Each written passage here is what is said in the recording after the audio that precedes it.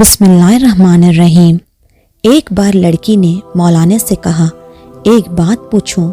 مولانا نے کہا، بولو بیٹی، کیا بات ہے؟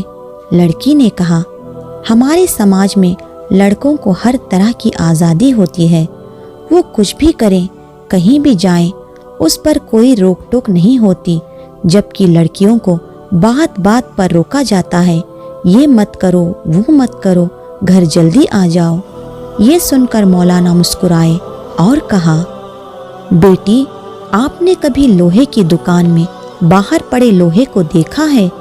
یہ ٹھنڈی، گرمی، برسات، دن رات اسی طرح رہتے ہیں، اس کے باوجود ان کا کچھ نہیں بگڑتا اور ان کی قیمت پر بھی کچھ اثر نہیں پڑتا۔ کچھ اس طرح لڑکوں کے لیے سوچ ہے سمجھ میں۔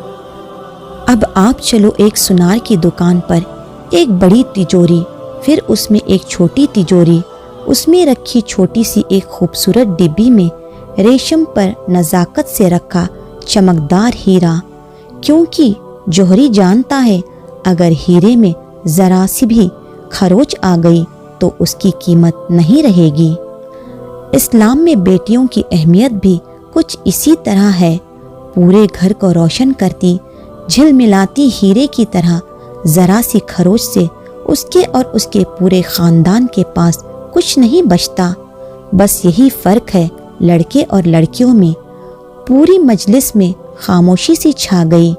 اس بیٹی کے ساتھ پوری مجلس کی آنکھوں میں نمی صاف صاف بتا رہی تھی لوہے اور ہیرے کا فرق۔ جزاک اللہ خیرن کثیرا۔